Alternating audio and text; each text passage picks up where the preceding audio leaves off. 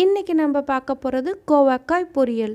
வித்தியாசமான ஒரு டேஸ்ட்டில் அதே சமயம் சிம்பிளாகவும் சீக்கிரமாகவும் எப்படி செய்கிறதுன்னு இந்த வீடியோக்குள்ளே போய் பார்த்துடலாம். வாங்க வீடியோக்குள்ளே போகலாம். வெல்கம் டு சிபி சமையல். கோவக்காய் பொரியல் செய்கிறதுக்கு நான் இங்கே கோவக்காய் எடுத்து வச்சுருக்கேன். அதை நான் இந்த அளவுக்கு மெலிசாக கட் பண்ணி வச்சுருக்கேன். கோவக்காய் நம்ம எடுக்கும் போது இந்த மாதிரி க்ரீனிஷாக இருக்கிறதா எடுத்து நம்ம கட் பண்ணிக்கணும். உள்ளே பழுத்து இருந்தது அப்படின்னா அது ஒரு புளிப்பு சுவையோடு இருக்கும், அது நல்லா இருக்காது நம்மளுக்கு பொரியல். அதனால் இந்த மாதிரி பார்த்து கட் பண்ணி வச்சுக்கோங்க. இது இருக்கட்டும். இப்போ கோவக்காய் பொரியல் செய்கிறதுக்கு இங்கே நான் ஒரு வாணலியில் கொஞ்சமாக எண்ணெய் சேர்த்துருக்கேன். அதில் இப்போ நம்ம தாளிப்பு சேர்த்துடலாம். கடுகு 1 டீஸ்பூன் சேர்த்துக்கலாம். அதோட உளுத்தம்பருப்பு 1 டீஸ்பூன் அளவுக்கு சேர்த்துக்கலாம். கடலைப்பருப்பு கொஞ்சமாக சேர்த்துக்கலாம். ஜீரகம் கொஞ்சம் சேர்த்துக்கலாம், நல்ல வாசமாக இருக்கும். கருவேப்பிலை கொஞ்சமாக சேர்த்துக்கலாம். அதோட வரமிளகாய் 2 சேர்த்துக்கலாம். வாசனைக்கு பெருங்காயத்தூள் சேர்த்துக்கலாம். இப்போ இது எல்லாமே நல்லா பொன்னிறமாக பொரிஞ்சு இந்த மாதிரி வந்ததுக்கப்புறமா நம்ம இங்கே கட் பண்ணி வச்சுருக்கிற கோவக்காவை சேர்த்துடலாம். கோவக்காய் வதங்கும் போது நிதானமாக மீடியம் ஃப்ளேமில் வச்சு வதக்கணும் அப்படின்னா ஈவனான கலர் நம்மளுக்கு கிடைக்கும். ரொம்ப தீஞ்சிடக்கூடாது, கருன்னு ஆகிடும். அந்த அளவுக்கு நம்ம வதக்கக்கூடாது. மீடியமாக நம்ம ஃப்ளேமில் வச்சு அப்பப்போ இந்த மாதிரி கிளறி விட்டு நம்ம வதக்கணும் அப்படின்னா கரெக்டாக இருக்கும். இது வதக்கிற நேரத்தில் இதுக்கு ஒரு மசாலா அரைச்சிட்டு வந்துடலாம். மிக்ஸி ஜாரில் கொஞ்சமாக தேங்காய் சேர்த்துக்கலாம். ஒரு 2 டேபிள் ஸ்பூன் அளவுக்கு நான் சேர்த்துருக்கேன். அதுக்கு பூண்டு ஒரு 5லேருந்து 7 பல் அளவுக்கு சேர்த்துக்கலாம். காரத்துக்கேற்ப வரமிளகாய் சேர்த்துக்கோங்க. கொஞ்சமாக ஒரே ஒரு டேபிள் ஸ்பூன் அளவுக்கு பொட்டுக்கடலை சேர்த்துக்கலாம். அதை இந்த மாதிரி நல்லா கொரன்னு அரைச்சிக்கலாம். ரொம்ப நைஸாக தண்ணி விட்டு அரைக்க வேண்டாம். இந்த மாதிரி பதத்தில் அரைச்சோம் அப்படின்னா கரெக்டாக இருக்கும். தேங்காயில் இருக்கிற தண்ணி தன்மையை நம்மளுக்கு அரைப்பட்டு வந்துடும். இது இருக்கட்டும் அப்படியே.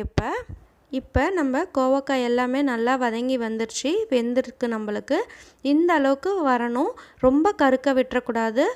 இந்த மாதிரி நம்ம கண்டினியூஸாக கலந்து விட்டு செஞ்சோம்னா இந்த மாதிரி ஈவனான கலரில் நம்மளுக்கு கரெக்டாக கிடைக்கும்.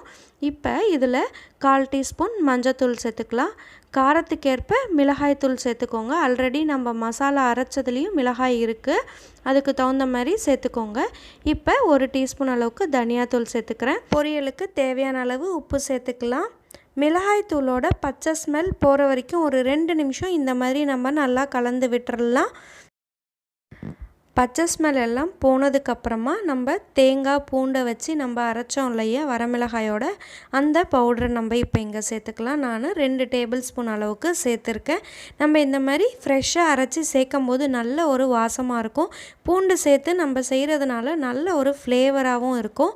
இந்த கோவக்காய் பொரியல் ரசம் சாதத்துக்கும் சாம்பார் சாதத்துக்கும் அட்டகாசமான ஒரு சைட் டிஷ்ஷாக இருக்கும். பாருங்கள் எந்த அளவுக்கு ட்ரை ஆகிடுச்சுன்னு நம்மளுக்கு பொரியல். நம்ம தண்ணி ஊற்றி அரைச்சோம் அப்படின்னா இந்த மாதிரி நம்மளுக்கு பொரியல் ட்ரையாக வராது. அதனால தான் தண்ணி எதுவும் ஊற்றாமல் நம்ம மசாலாவை அரைச்சோம். பாருங்கள் இந்த மாதிரி நல்லா ஒரு 2 நிமிஷம் கலந்து விடணும். ஏன்னா நம்ம தேங்காயும் பூண்டும் பச்சையாக அரைச்சிருக்கோம் அப்படின்றதுனால அதோட பச்சை ஸ்மெல்லும் போகணும். அதனால் ஒரு 2 நிமிஷம் நல்லா கலந்து விட்டுட்டு அதுக்கப்புறமா ஆஃப் பண்ணிவிட்டு இறக்கிடலாம். அவ்வளோதான், நம்மளோட கோவக்காய் பொரியல் அட்டகாசமாக ரெடி ஆகிடுச்சு. பாருங்கள் எந்த அளவுக்கு ட்ரையாக இருக்குன்ட்டு. இந்த பொரியலை நீங்கள் லஞ்ச் பாக்ஸுக்கும் கொடுத்து அனுப்பலாம். ரொம்ப நல்லாவே இருக்கும். குழந்தைங்க கண்டிப்பாக விரும்பி சாப்பிடுவாங்க. பாருங்கள் எந்த அளவுக்கு மசாலா அதோட ஒன்றோட ஒன்று கம்பைண்டாக ஒட்டி இருக்குது அப்படின்ட்டு. ட்ரையாகவும் இருக்கும், அதே சமயம் நம்மளுக்கு மசாலாவும் நல்லா ஒட்டி இருக்கும். பாருங்கள் அவ்வளோதான், நம்மளோட கோவக்காய் பொரியல் அட்டகாசமாக ரெடி ஆகிடுச்சு. இந்த ரெசிபி உங்களுக்குலாம் பிடிச்சிருந்தது அப்படின்னா மறக்காமல் இந்த வீடியோவுக்கு ஒரு லைக் கொடுத்துருங்க. உங்கள் ஃப்ரெண்ட்ஸ் அண்ட் ரிலேட்டிவ்ஸோடு நீங்கள் மறக்காமல் ஷேர் பண்ணிக்கோங்க. சப்ஸ்கிரைப் பண்ணல அப்படின்னா சிபி சமையலை சப்ஸ்கிரைப் பண்ணிவிடுங்க. பக்கத்தில் இருக்கிற பெல் ஐக்கானில் ஆல்ன்றதையும் கிளிக் பண்ணுங்கள். அப்போ தான் நான் அடுத்து கொடுக்குற வீடியோஸ் உங்களுக்கு நோட்டிஃபிகேஷன்ஸில் வரும். தேங்க்ஸ் ஃபார் வாட்சிங்.